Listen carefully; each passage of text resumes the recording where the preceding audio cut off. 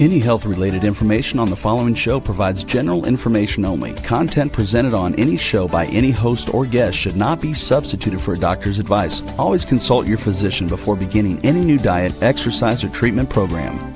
In a world where Big Pharma writes the script, it's time to believe. Biohack.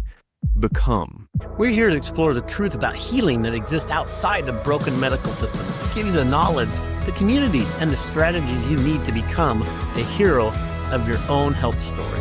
Your guide is a biohacking entrepreneur, a near-death survivor, and a cancer warrior navigating his own healing journey.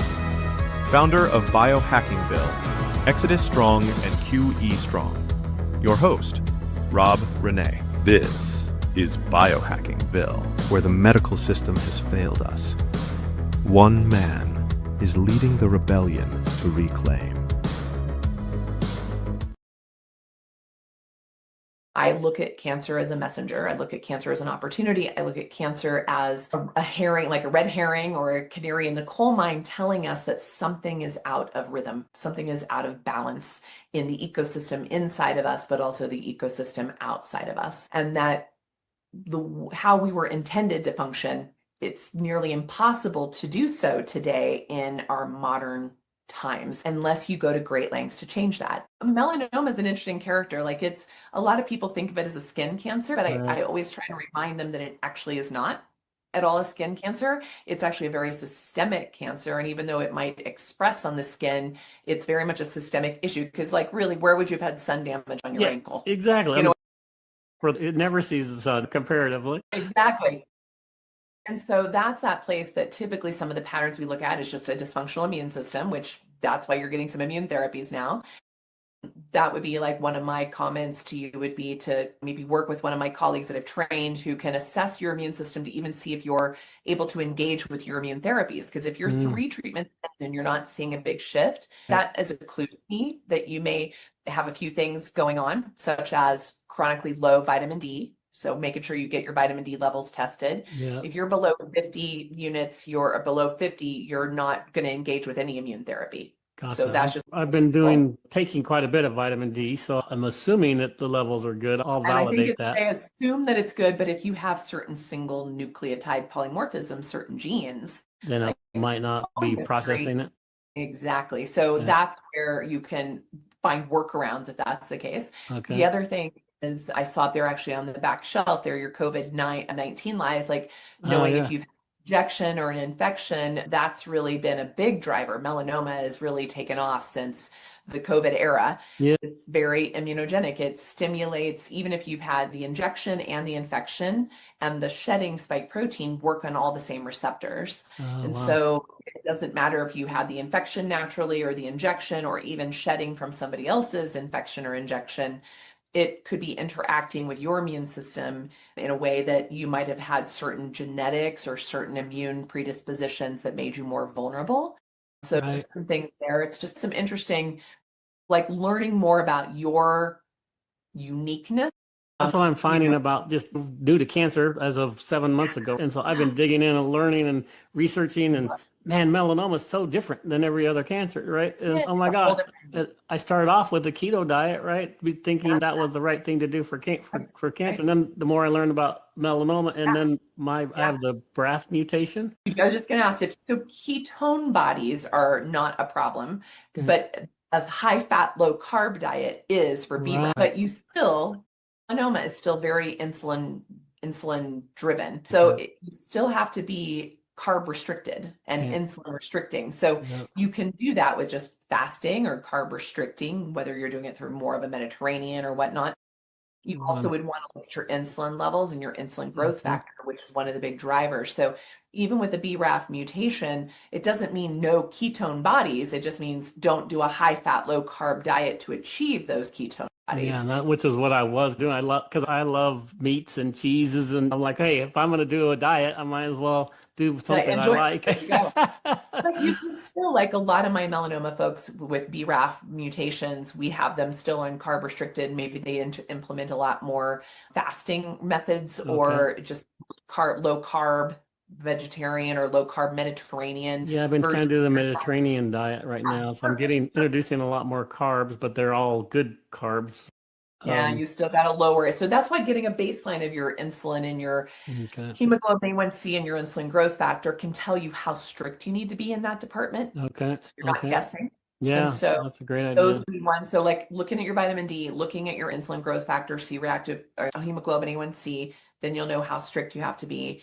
And then looking at how your immune system is functioning. There's actually a really cool test out there by a company called Cyrex. Yeah. Dr. Rich Donnie, he's an immunologist by training, very fascinating fella. This test is called the lymphocyte map test. Okay. What it will tell us, Rob, is there's basically 13 main patterns or expressions of your immune system. Yeah. And it can show us exactly how your immune system is behaving. Oh, and wow. then it tells us how do we engage, how do we harness the power of your immune system or re-engage it if it's off. So for instance, if someone's, pardon, I had a little stall. Can you hear me okay? Okay. If someone's taking an immune therapy and they're not getting the response they want, that can indicate a few things. That can indicate vitamin D deficiency. That's one potential piece. Yeah. The second piece can indicate a microbiome dysfunction, which your microbiome fingerprint is very important to how you respond to immune therapies. Okay. And the third is your T cell behavior. So if you're exhausted on your T cells, what's called a cold tumor or a cold process, you won't respond to immune therapy. So we have different methods of waking up your response to the immune therapy. So things like hyperthermia and mistletoe really potentiate that. Okay. And then if you wanted to look at your microbiome function, there's a test called Vitract. I think it's $120. It's not really expensive. That will tell you exactly what your microbiome is doing. That tells us what maybe deficiencies you have, that if we replace those with a supplement, you could actually bring response back from your immune therapy. Oh. Fully wiped out. If your poor microbiome is completely wiped out, and especially at MD Anderson and the region, a lot of the regional hospitals in Texas, they're doing paid by insurance fecal transplants to make you more responsive to the immune therapy. Fecal transplant. Yeah, I know. You're like, wait, what? And so I feel honestly, what I just shared with you, because melanomas tend to do very well with immune therapies. But if you're having a little lackluster, things I just told you, the microbiome, the D3, and the exhaustion or cold tumor process, those are things that can easily be turned back on with integrative care. Okay. I love it. And those are things that are going to require. And that to me is, if I could have offered you any pearls today, of giving you some clues as to how to enhance your response to this immune therapy. I love you're working with a lymphedema specialist, because that's going to help your body as well. Because all that's, first, it's uncomfortable. It doesn't have life. And I had a cancer 34 years ago, ovarian, and still deal to this day with some, because I still have scarring from the tumor and I had a lot of lymph node calcification. So I have the lymphedema. And so I have to be very careful with that. So things like lymphatic, jumping on my little trampolines. Yeah. I bought one of those little shakers too. Exactly. Yeah. So those are the cool things that have kept my lymphatic system functioning all these years. Those are some pearls right there that I hope that clip alone could be worth its weight in gold with your community of just saying, considering an immune therapy, these are the 3 factors that have to be functioning well for you to have a good response. That's beautiful. That's beautiful. So thank you for that. I'm going to just start at the beginning, if you don't mind. Do you still have time to? Okay. Let me just make sure. Let me just check on my calendar really quick. Sounds great. I've got plenty of time, but I want to make sure. I don't have anything till 1:00 my time, which is 2:00 your time. So we're good. Perfect. So let's, if you don't mind, I'd just love to, I want this to be about you and what you're doing. If we get into that same conversation, something that's fine, but I also, there's so many things, your background is so fascinating and how you're helping people is so fascinating. I want to just let you talk about you, and then I know there's going to be lots of nuggets as Oh, part of that. And I'd like to make it conversation, just like exactly what we just did. I want to continue to do. Are you good with that? I'm so down with that. Thank you very Okay. much. Yeah, Jay. sounds awesome. So I'm already recording, so I'll just get started. I'm going to do a quick intro. So I'll count down Thank you. 5, 4, 3, 2, 1. Hey, welcome to the inaugural BiohackingVille podcast. This is so exciting because I have an amazing guest with us. It's Dr. Nasha Winters, and she is absolutely phenomenal. And she's a perfect person to have as the inaugural guest because her background and experience is vast, and she is a cancer survivor and winner, and she's been thriving. But not only is she that, but she has turned that into an amazing career where she's helping literally thousands and thousands of people get through this difficult issue. And she's done some really fun things that we're going to talk about. So welcome to the show. Honor, Rob. Thank you for having me. And I'm very excited about what you're creating with this podcast. Are such a great way to bring us all to the table for conversation. So I'm really looking forward to this conversation. Appreciate it. I'm really excited just to bring in the three things we talked about, 3 pillars, right? Biohacking, which is so popular and exciting. A lot of people are interested in it, which will be fun. And we're going to talk about a lot of crazy topics about how we help the human body do what God intended it to be. And that's the third pillar is the foundation, is my faith. And I believe there's a lot of other people with faith that are going to love these discussions because we're going to integrate faith into the topics as well as biohacking. But then obviously the thing that you're very interested in is metabolic health and integrative oncology. So we're going to have a discussion and section within this, with this community, a community of communities about integrative oncology. I'm excited to dig into that, something I'm very passionate about personally, and we'll get into my story at some point, but right now we're talking about Nasha. So let's talk about Nasha. So Nasha, why don't you just give people a quick background of yourself, and then we can dig into the fun stuff that you're doing now. Okay, perfect. I, like you, joined the Cancer Club many decades ago. I am, at the time of recording, I'm just shy of 34 years out from a terminal diagnosis of end-stage ovarian cancer. Amen. Amen. Exactly. Congratulations. That's so cool. Yeah. Thank you. And it's been a really interesting journey. In fact, I will be really transparent with your listeners. I didn't expect to fight it or fix it or cure it. In fact, for the years leading up to my diagnosis, I was really, I was reticent about life. I didn't have a will to live. In fact, I tried to take my own life on occasions and had lost my faith along the way. I grew up in a very conservative state and conservative religious environment that was not resonant with my soul. Right. It was more like fear-based, and that's not the way I choose to live. Yeah, that's not the way it should be either way, right? No. So I'm definitely more about love and faith based on that piece here. Right.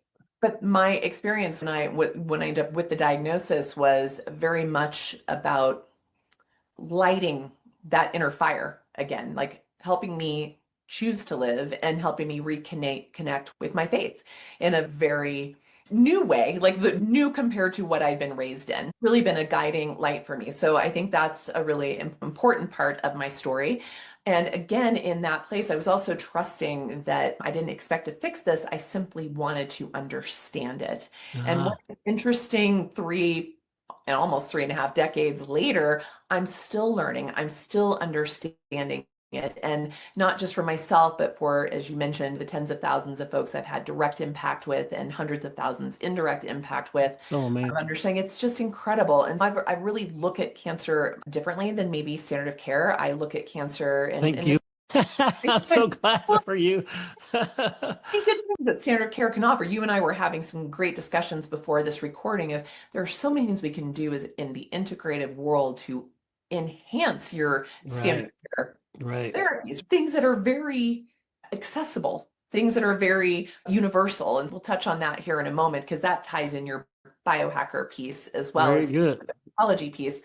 But that's what I got started on this journey of just being really curious. And that I think is really the MO of the biohacker community as well, is curiosity. The other component of this is being the living laboratory. So biohackers are always like trying on different things. Right. Right. And that's what I've been doing as well all these years, and applying the things that survived long enough to learn something new, to then apply something new to myself, to then learn something else new and apply something else. It's just been this sort of iterative process. And so that being said, to give a little context of what I've done with that is, a lot of people say, what did you do in the beginning? Like, how did you cure yourself? And I feel like I should always be very transparent with people. I would never say that I'm cured. Good point. Okay. And that's a very heavy and defined and even like concrete concept, in that all of us have cancer all the time.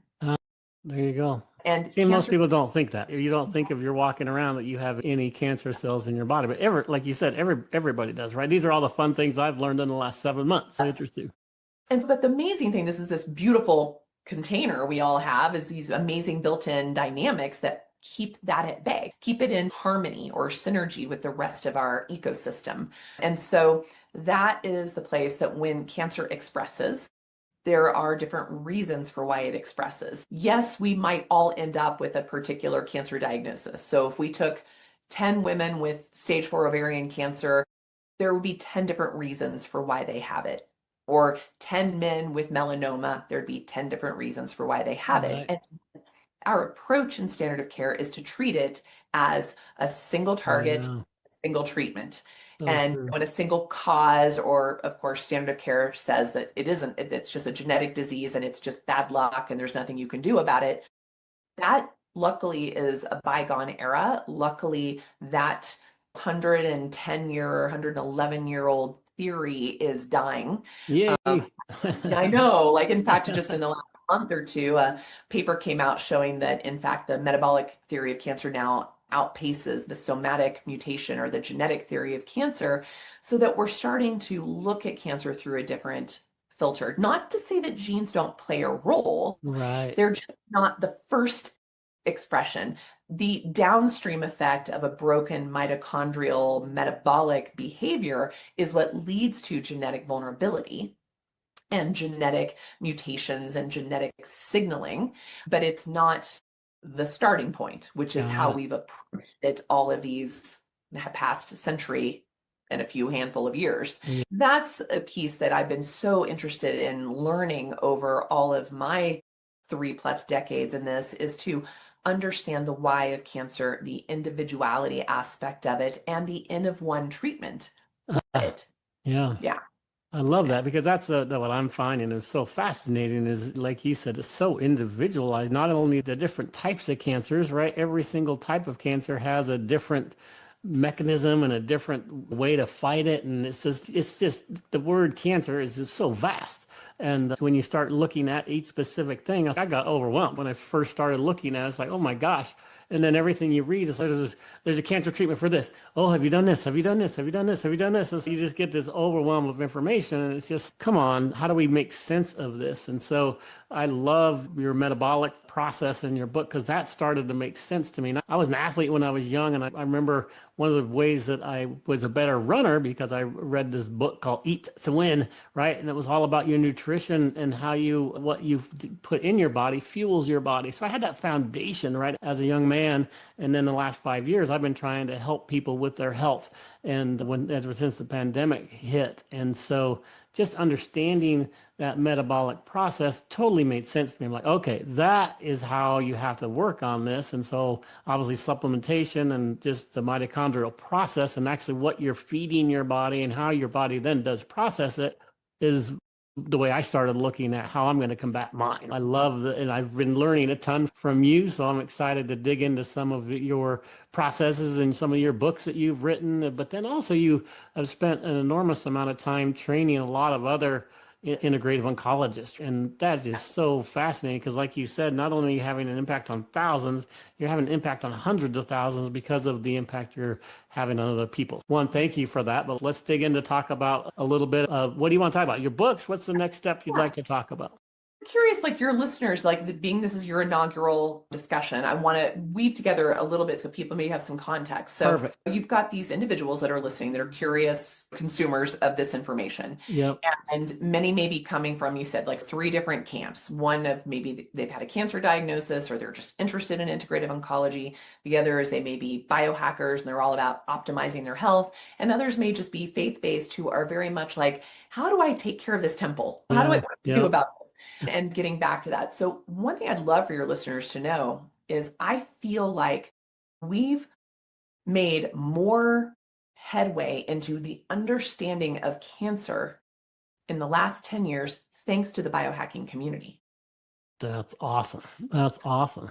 Very interesting. I've been going to medical conferences for decades, right? From conventional, the big ASCO, Super Bowl of standard of care oncology conferences, to the more integrative or alternative cancer conferences and everything in between, to understand that I think people, when they're so in the weeds looking at the tumor or the tumor pathways or the tumor cells, they miss what's wrapped around that, which is the terrain, the microenvironment, but also the individual, the being, and their thought process, their belief systems, their daily lifestyle choices, even who they hang out with, right? Influence the expression of their health or disease.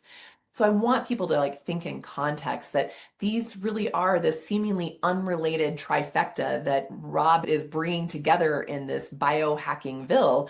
They're actually very woven, seamlessly woven together. So I just think that's really fascinating and want to reflect that back to you and to your listeners. And so when we think about cancer, most people are still today, when I speak at conferences, especially when there's lay people involved, and even when there's conventional medical practitioners and even alternative medical practitioners, everyone's still under the belief system that cancer is simply a genetic disorder.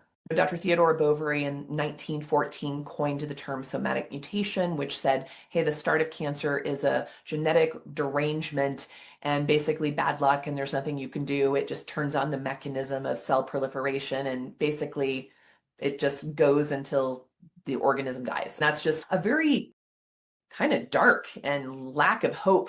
But that's the theory we've based all of our research in, all of our treatments on, and our ethos. In fact, we have made cancer, we've warred against cancer since 1971, when the National Cancer Institute came into creation, and when President Nixon declared the war on cancer.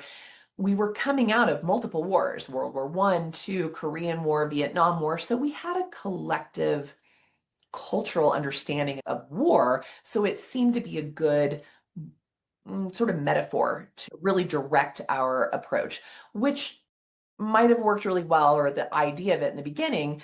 But I want your listeners to know that we've virtually had a flatline impact by that declaration. We haven't really had really impressive outcomes. Right. Our overall survival rate is not that much improved over all of these years. And some of our biggest improvements were in lifestyle changes, such as smoking or things like that, like some of those fundamental pieces.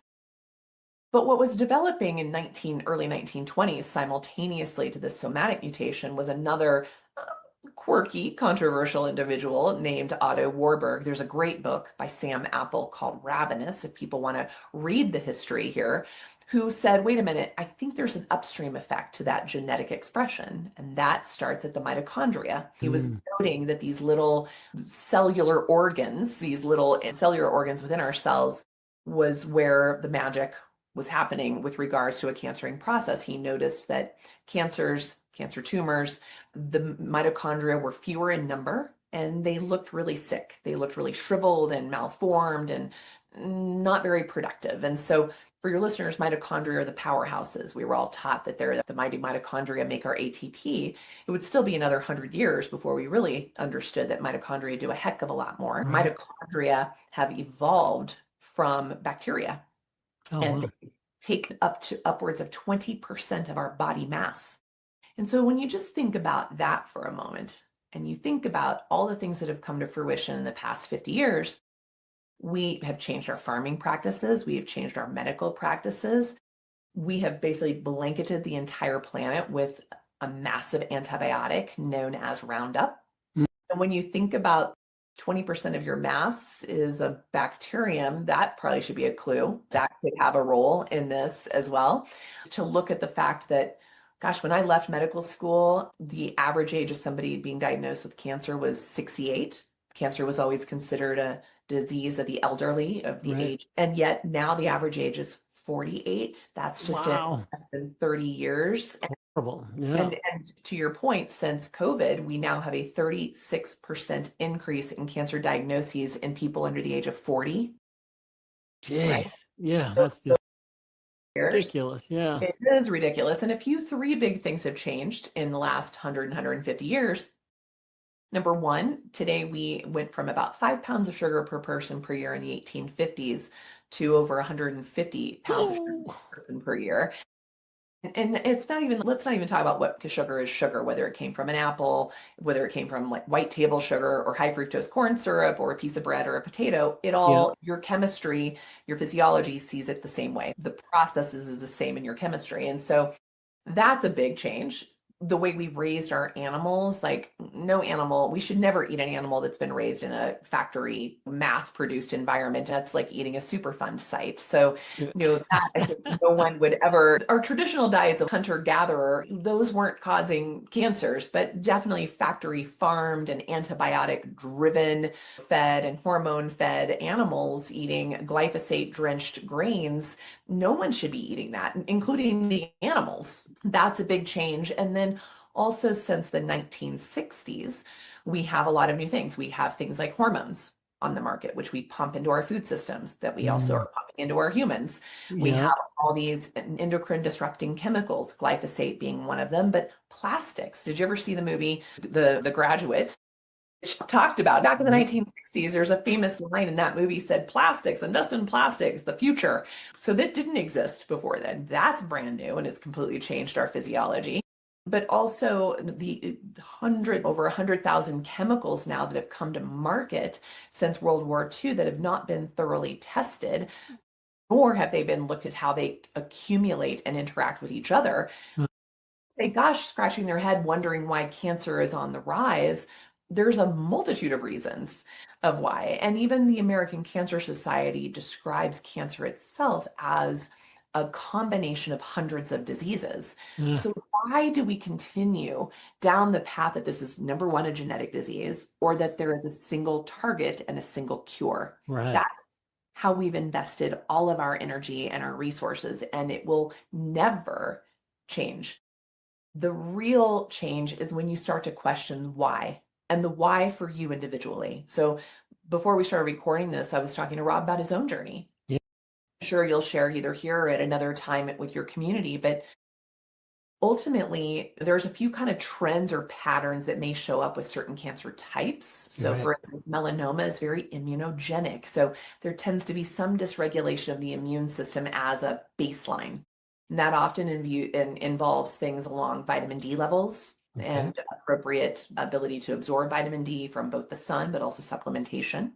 And also issues of history of immune dysregulation, such as autoimmunity or allergic responses may have played a role. There can be genetics with regards to something called HLA, which is the human leukocyte antigen, also creates some predispositions. And then the microbiome, we've talked about that a little bit before the recording as well, that we now understand the microbiome is the bulk of our immune system, interacts there. And yet, as I've already mentioned, if we've blanketed the planet with this antibiotic substance, can you imagine the impact of our microbiome, which will have an impact on our immune system, which will have an impact on our resistance and resilience to disease of any kind, but cancer in particular? It's no wonder that 1 in 2 of us globally are expected to meet a cancer diagnosis in their lifetime today. What? I haven't heard that one yet. Oh my gosh. That's the most up-to-date statistic. And in the United States alone, in 2025 study, the United States alone, 1,700 people a day will die from this disease, and 26,000 people a day will die from this disease globally. How many globally? 6,000. Wow, that's just brutal. We're not asking the right questions. We're not looking for the right solutions. And that's what my life's work has been. I believe that's why I was given this opportunity. I look at cancer as a messenger. I look at cancer as an opportunity. I look at cancer as a herring, like a red herring or a canary in the coal mine, telling us that something is out of rhythm, something is out of balance in the ecosystem inside of us, but also the ecosystem outside of us. And that how we were intended to function, it's nearly impossible to do so today in our modern times, unless you go to great lengths to change that. And that's what takes us back to the conversation about why biohacking has become such a popular tool, is that it's reminding us of where we came from. You can get there with natural means, such as light, watching sunrises, sunsets, getting your feet on the ground. Blue light, the grounding. Right? All those things. Two of my favorite things. Yeah. And eating a whole food, real food, whole food, seasonal, local, regional diet that's true to your genetic composition. Those are things that are considered biohacking. Right. And dealing with your stress response, your vagal nerve tone, breath work, and cold plunging, and all the things that are considered biohacks are things that actually set the tone of our nervous system to respond to the day-to-day stressors in a good way or a bad way, depending on how the tone of our vagal nervous system is functioning. These are just examples of where biohacking has become such a powerful resource and tool for the cancer community. And you can get as also expensive and high tech with biohacking as well. But Right. for the without means, there's a heck of a lot you can do that doesn't require a price tag. That's Right? right. Yeah, you talked about two of them, right? That we're just getting that natural blue light from the sun before, at the dawn and dusk is free. Go get some of that and get your feet on the ground. Their grounding is free. Doing breath work is free. Think about this for a moment. Average American, the average time Americans spend outdoors is 15 minutes a day. Or not too long of our history, just a few generations ago, we spent an average of 4 hours a day walking. Wow. Outdoors. Wow. And the concept of like chop wood, carry water, just the natural movements of survival were very different than today. Oh, man, yeah. Kids, right? They're on their devices. Everybody it's just amazing how we've transitioned. And yet, so when you and I talk about just common sense and free for you to watch a sunrise and sunset and get out in the middle of the day to get the right light frequencies that are signals to our physiology, specifically to the cytochromes of our mitochondria, which is where health is created and destroyed, is at that level. In fact, our body's ability to combat cancer is also dependent on the function of the mitochondria.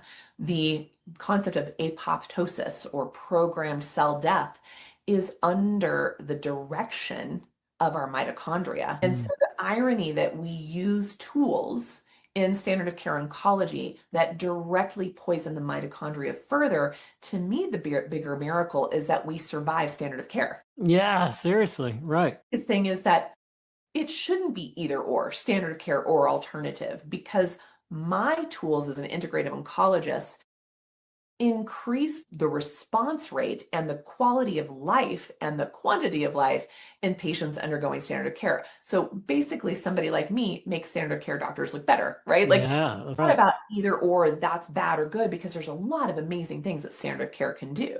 You and I talked about this. You're taking an immune therapy right now, but how has your standard of care team looked at your vitamin D levels, looked at your microbiome, looked at your immune function?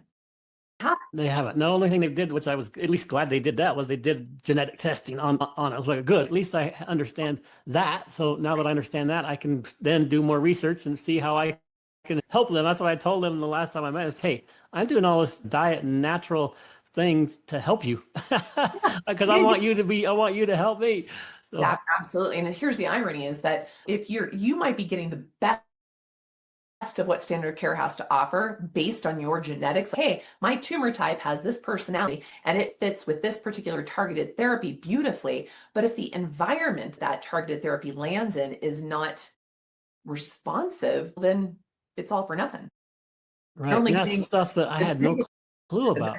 That's Right. so fascinating. If your body's not accepting of that, it's just going to, just like you mentioned earlier, the genetic disposition of your body. It might some people might not process that vitamin D like correctly because of a genetic predisposition. Not I'm supplementing with vitamin D, but hey, have I gotten myself checked to see if I'm actually processing that? Exactly. No. So I need to do those types of things to give me that information. You went down the path and we talked about, I think, two of the three, maybe you brought the third one into the thing. The first one was vitamin D, and then the second one was microbiome. What was the third one? The third one is just your overall sort of pattern of your immune system. Okay. You can do a simple surrogate test with just a CBC, which is a complete blood count, which a direct-to-consumer lab might cost you $12 to get that test, right? But on that test, it's going to tell me your white blood cells and their function. It's going to tell me your red blood cell function, your kind of marrow health. It's going to show me your platelets, and it's going to show me your monocytes and your eosinophils and your basophils, which are these other subsets of your immune cells. And for instance, if I'm seeing highly elevated monocytes in someone who's dealing with cancer diagnosis, that could be a sign that you're also dealing with a viral infection, but it can also be a sign that you're doing something called a macrophage shift, which means that your immune system is now cloaking the cancer from the treatment. Actually, the cancer cells are able to hide from your surveillance and from your immune treatments. That's not a good sign, right? Yeah. It's called the neutrophil to lymphocyte ratio. There's also platelet to lymphocyte ratio, and there's various ones, but the simplest one to look at is your NLR, neutrophil to lymphocyte ratio. You want to have you want to have 1 to 2 neutrophils for every lymphocyte. But if you have more lymphocytes than neutrophils, that's classic for myelodysplastic syndrome or leukemias and lymphomas, sometimes melanomas, or that's also classic of someone who's been over-treated standard of care that's then pushed the marrow into a dyscrasia or a sick bone marrow, right? The other side is when you know patients are no longer responding to a therapy or have a poor prognosis before they even start a therapy, is if you have more than 3 to 1 neutrophils to lymphocytes. So the more neutrophils and the lower the lymphocytes you have, the less responsive you are to any therapy and the higher the incidence of death. If you even went to PubMed, neutrophil to lymphocyte ratios are prognostic for all-cause mortality. Wow. Right? Interesting. This is a $12 test. Wow. And how many people know that? Exactly. No one. So the $1,000 doctors to date in 46 countries that we've trained, and we're training more globally all over times a year. But things like that. But we can also do some sort of more sophisticated immune testing. So we can look at natural killer cells and T cells, and we can look at the certain ratios of certain cytokines that show me how your immune system is responding just to your day-to-day, but also to whatever treatments. So you and I talked about before, if someone's taking immune therapy and it's not doing anything, that is a significant indicator that it's what we know as a cold tumor, okay, or a non-responsive tumor, or some people classify it as an exhausted T cell process. Okay. Now, standard of care, they don't have really any tools to warm that tumor up, except for just trying to throw more checkpoint inhibitors at it, more immune therapies at it. But it's like throwing something to a wall and it just slides down. It's not sticking. Right. So things like mistletoe therapy, which is one of my books, is called Mistletoe in the Future of Integrative Oncology. Yay! There it is. That's like one of our really tried and true ways to warm up the immune system and Awesome. create a better, robust response, for instance, to an immune therapy. Great. Also, hyperthermia. So Okay. bringing heat on can also do that. A heat above and beyond a sauna level, but heat nonetheless can also potentiate that warming effect to getting a response. Is it cold as well? Is it cold and hot? Or But hot more so, like the Really? heat Okay. is what's impacting the heat shock protein and the hypoxic inducible factor, which are the big things that are blocking the tumor's response to these immune therapies. So we can overcome that with things like fever induction therapies. which is what the basis of mistletoe is. Got it. Right? 'Cause Exactly. I'm learning that. I'm reading the book. It's fascinating. So I love, there's an entire chapter just on fever physiology and understanding that. And of course, that's the other thing here. What have we done for the past 50 years in medicine? We've suppressed fever. Not a good idea. That was not a good plan. So fascinating. Yeah. It's So very fascinating. fascinating. And so our bodies have forgotten what they were divinely designed to do.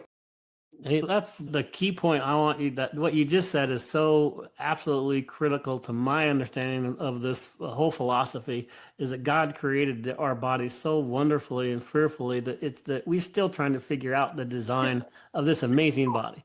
And we still haven't figured out. But he did design it in an amazing way that our job is to figure out how it's working and give it what it needs. And guess what? He designed it to heal itself. Well, love that. I want to keep preaching that, and I want to keep talking about that because I think that's critical to people's understanding. And then when you understand that, then you can start looking at and researching the things that you're doing, and things start making sense. That's what I love about it. It's common sense once you look at this amazing body and how it works and how it functions and how you give it the right nutrients. And I'm not a doctor, right? I'm just an average Joe that I love my human body. I love this temple. I love athletics and I love biohacking, and I'm just passionate about it. And I'm obviously passionate about living. I think God has me on this earth for a reason, right? I want to make a big impact on this world. And I think this is what he's done this to me specifically so that I can be healed and I can understand this and I can help others. So I'm doing this podcast not for me. I'm doing this podcast to be a blessing to a lot of others. Oh my gosh, this is just so much fun. I could do this for hours. I know we don't have hours, but I'm super excited. What are the fun things that you've been doing? You mentioned just in passing that you've been training thousands of doctors and you do it year in, year out, which is just incredible. Is that what your passion is now? Or what's the latest and greatest work for Nasha?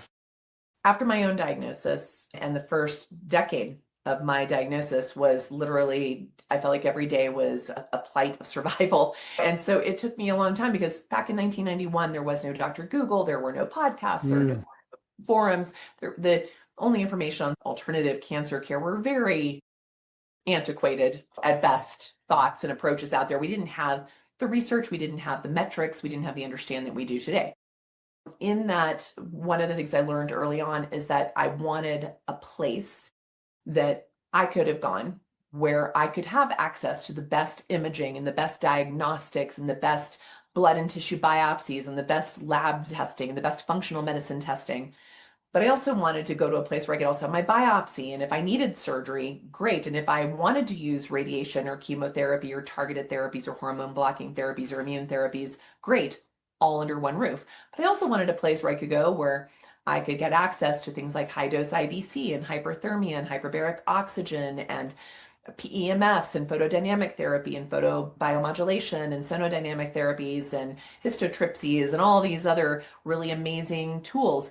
But I also wanted a place that was also clean and healing. I needed a place that was very thoughtful about the food and the water and even the building materials of the environment in which I was seeking healing. I spent the past 3+ decades traveling around the world looking for that, and it doesn't exist. That's incredible, right? How sad is that? It is sad. And there's a lot of places that come close. There's like places that have a lot of the recipe, but they're missing a few key ingredients.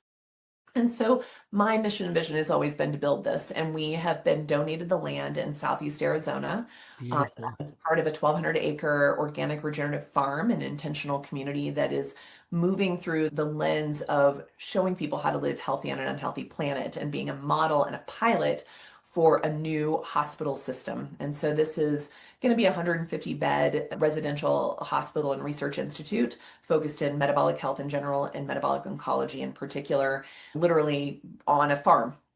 Cool. And hardwired in and very thoughtful in our building materials. Our amazing architect on my podcast, Metabolic Matters, people could go and have a listen to my discussion with AK and our discussion about biophilic design and clean green building materials and creating sanctuary in any living environment. So that's something that has come from this. But I realized about 10 years ago that, yeah, I could build a hospital, but if no one's there to work in it, that doesn't serve us. Right. And so having a physical container is only as good as the people that can, as the material or the education of the people working there.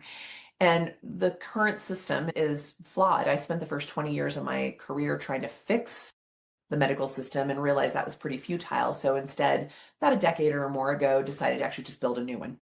That's as you. beautiful. There you Yeah, go. that's where it started really transpiring that we have to really change our understanding of oncology, and we need to ask different questions, and we need to really focus more of an N of one, this concept of very personalized, precise medicine. We give a lot of lip service to it, but we don't actually apply it in today's model. Our medical systems, our EMRs, our financial insurance models, they're not geared to an N of one process. So we've had to fully leave that box and build a new system. And so from that, I've been training clinicians and allied health professionals and patient advocates. So a lot of people like you, Rob, who've been on this journey saying, my passion, my pain is now my purpose. So how can I take this and do something with it?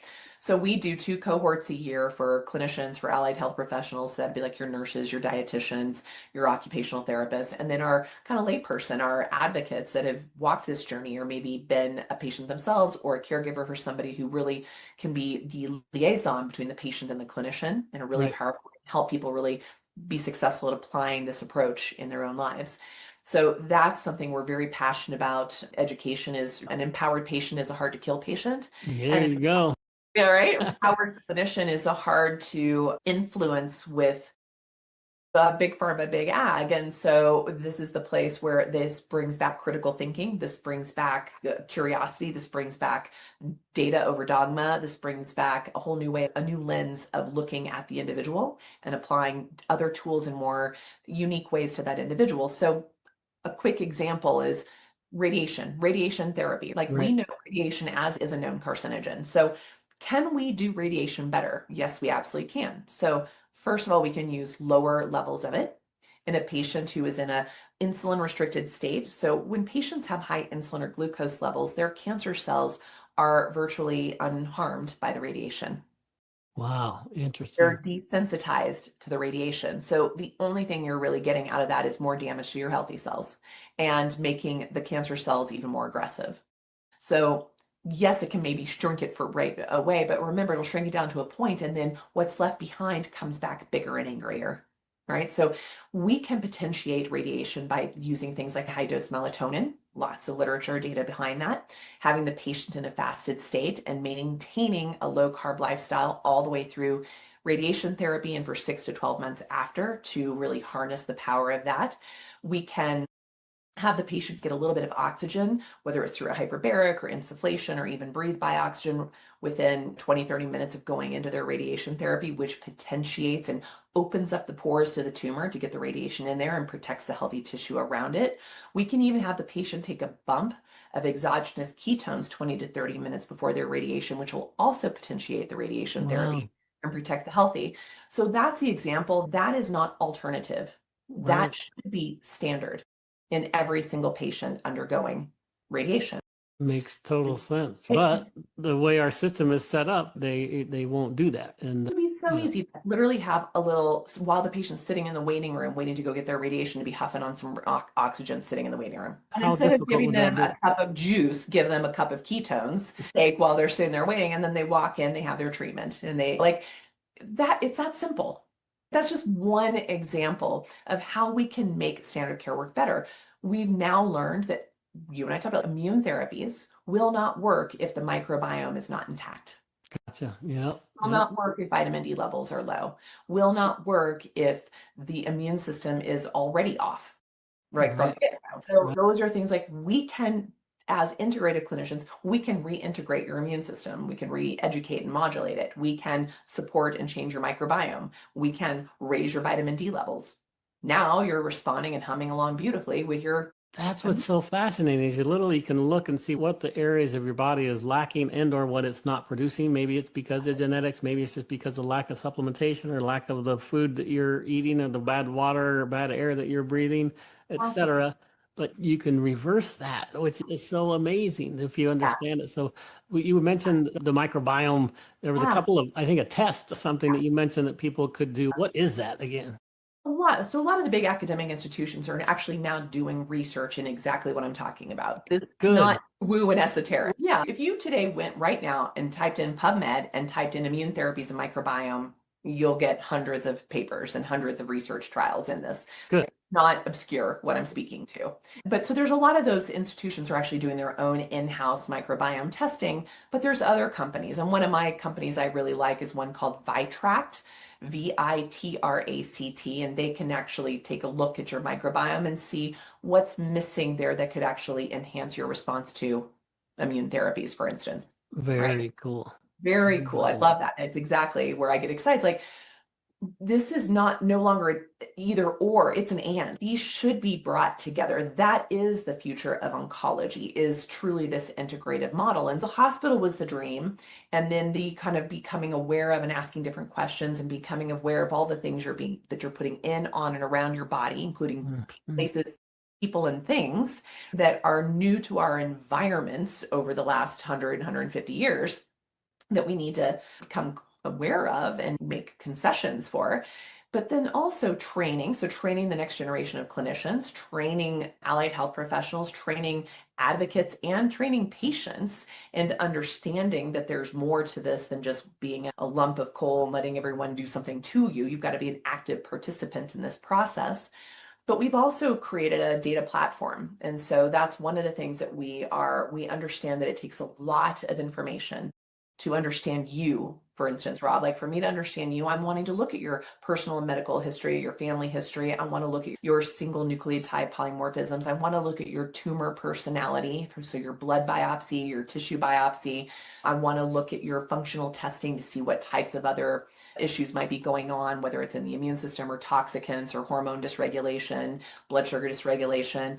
I want to look at even your traumas. I want to look at your emotional history and your emotional intelligence. And I want to see, there's lots of studies showing that adverse childhood events impact the way your body responds. I know, how crazy is that, right? It's like you don't even think about stuff like that ever. No one does, but it's so critical and so important that you would have told me that 5 years ago. I'd say you're nuts. But now it's like I'm such a believer in that. So amazing. It's so critical. Sorry to interrupt you, but it's like no, but that's it. It is so cool because those are the pieces that really create that individual understanding. Right. That's a lot of data for a clinician to move through, and that is not a luxury of time. Is not what clinicians today have. True. So the platform is to take all that information in. It's a multifactorial translational tool that leads to clinical decision making for the clinician to help see the end of one of that patient, so that we ascertain right away what that patient's main drivers are, what their main patterns are, and then what are the best treatment choices. And that may include things from the NCCN guidelines, which is like the decision-making body of standard of care, saying if this, then this for treatment. So into that, but it'll also look at all of the data. There's literally 600,000 resources out there today that says, hey, for a BRAF mutation, we can look at these particular off-label drugs or these particular nutraceuticals or these particular herbs or these particular clinical trials that are showing impact on a BRAF mutation. Like that happens. This is the power of AI today, is that when you're asking the right questions in AI and you're bringing in the right rules-based engines and you're bringing in all of the resources, you now are opening up the aperture of that camera, of that lens, to see a far greater field of information that then tells us a very particular story about that individual, that tells us gives us a very particular roadmap on how best to serve that patient.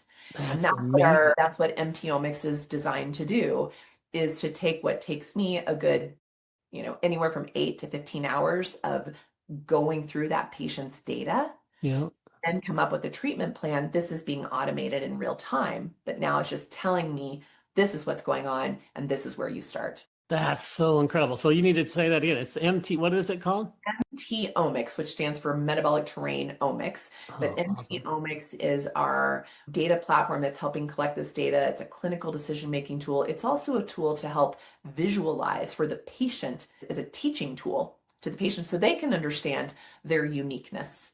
That's beautiful. They can see the drivers themselves. They get the immediate feedback. So we're APIing with like wearables, from HRV technologies to CGMs to blood ketone levels, to there's even cool technologies now in facial recognition, like that actually is diagnostic in cancer and diagnostic and even behavioral patterns, and even diagnostic to the clinician to teach us how best to meet that patient.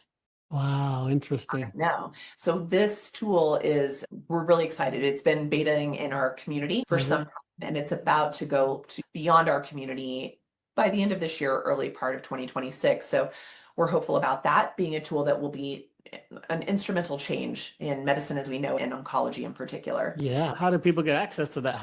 Is there? We're still taking go to mtomics.com, and that'll start to get you into the realm to watch for it. There's still a lot. Data technology is expensive, and so we're always looking for investors and people to keep developing this, because we've been bootstrapping all of this for many years now to build it to the level that it is today, but it's going to be iterative constantly. It's going to be a dynamic system that will be evolving as our knowledge evolves, as our lives evolve. So we're very excited about that. So there's opportunities there for investment, but there's also, it will still launch soon in a way that's still meaningful, even though we have a long-term plan of where it's going to go. Very meaningful. Like, it'll still be nothing like anybody's seen so far.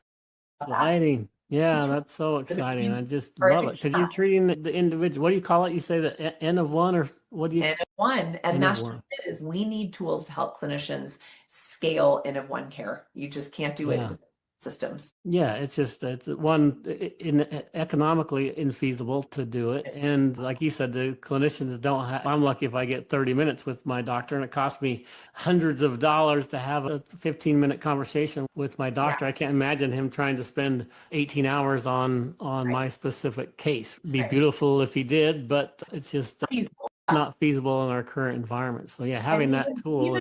How unfeasible it is, that's still drawn over 1,000 people into our trainings because they know it's the right thing to do.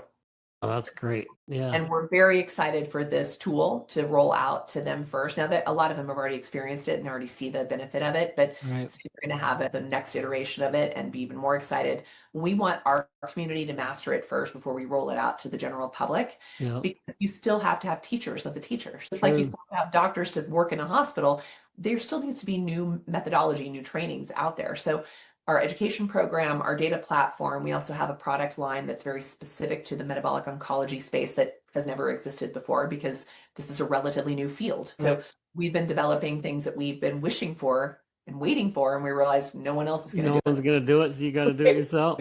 We created a nonprofit, which is raising funds to help patients pay for this type of care, because it's not covered by standard of care. I know that one personally. All of us, anyone who's super expensive to do even the stuff that I'm doing. I'm just doing basic stuff, and that's like. And our hope is this will be standard and someday covered, but that may be a generation out. So we need to find ways to help patients get access to this. It should not just be accessed by people with means. That's one of the things we raise funds for. We also raise funds for, we have a lab, a research institute, and a lab where no one's willing to do the research on the things that will actually make a change, because they're not the big blockbusters. They're not going to be bringing billions in the pharma. They can't patent it, so it's like they're not going to invest the time and effort and money to do it. So we've created a nonprofit, non-industry beholden lab to do these types of research, not just for our interests, but for other institutions and other individuals and other family foundations that have curiosity that says, okay, no one's willing to fund this trial, so let's use this group to do this research. So that's mtih.org, Metabolic Training Institute of Health.org. Our education program is Metabolic Regen, and our comment is you educate to regenerate. Is that where the people go to be either the clinician and or the advocate? Is that okay? For the trainings there. And then on our website, so drnasha.com, mtih.org, Metabolic Region, we also have a directory of clinicians, allied health professionals, and advocates who've come through our training and are still staying very current with their understanding and their mastering of this information, because it's very dynamic. There's so much. When we started the trainings in 2020, from then, I've already redone the training 3 different times, because that's how much has changed and grown in this. Our network shows you that these are people who are staying current on the latest information as well. So a lot of people have come through our training program that aren't still in the network. So we don't have any way to know how accountable they are to the methodology or applying it. But those who are in the network, you can feel pretty confident they're staying current and working this methodology and staying with this new approach. So there's a lot of working parts. You mentioned my books, The Metabolic Approach to Cancer. You mentioned the book. We've already shown the copy. Thank you. Emerging Future of Integrative Oncology. 2027, our book, Metabolic Approach to Cancer, will be in its 10th year. It still hits the #1 book in sales in oncology on Amazon pretty much monthly.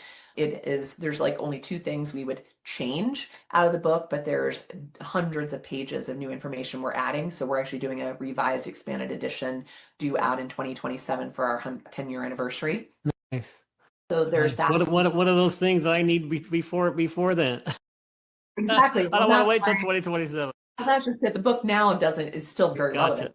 It still rises to the top sales. The Terrain 10. The Terrain 10 is amazing. At your epigenetics, the fuel sources your cells are using, your toxin exposures, your microbiome, your immune system function, your inflammatory processes, your oxygenation and circulation processes, your hormone expression, your circadian rhythm and stress response, and your mental emotional health. Those are the 10 big drops in the bucket that impact the way we meet illness or meet health. And how let's meet health.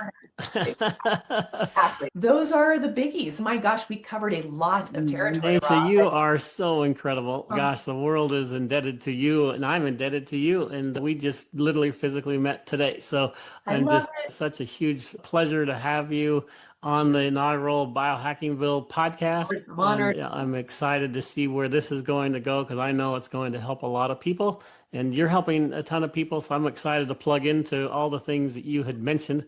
I'm super excited about learning how to be an advocate, for example. How can I help you, right? And how can you help me help others? And I think that's just a natural extension of what God wants me to do on this earth, is to help people both with their health and their faith. And so I'm super excited about that. And man, I'm just in awe of all the things that you have done and are doing. And I can't wait to see your farm and the hospital on your farm. It's going to be super amazing. And then just that data platform, that's got me super excited, because literally I love AI. I love technology. I'm creating my own AI agents. And I'm like, how do I train these agents to do these things? And I need information, right? I need the data that can then give it the appropriate responses. And a lot of that data is big pharma oriented and research oriented, and it's just bad data. So garbage in, garbage out, as they say, right? So to have the good data underlying those technologies is going to open up such an amazing world, like you mentioned. So I'm super stoked about that as well. And I'm hoping I can plug in and help you from that perspective and just help with technology. And I'm praying that BiohackingVille becomes a big platform for a lot of the things that you're doing in the future. So thank you. God bless you. God bless you, Rob. Thank you. And thank you to all of your listeners and supporters. I'm looking forward to many more conversations that will stem from this. So it's going to be awesome. Thank you very much. Thanks for being on the BiohackingVille podcast. Signing off. Remember, if you have air in your lungs today, God has a plan for your life. Believe, biohack, become. Don't forget to subscribe so you never miss an episode. Join the community and get the show notes at biohackingville.com. Follow us on all social media platforms at BiohackingVille. Until next time, believe, biohack, become.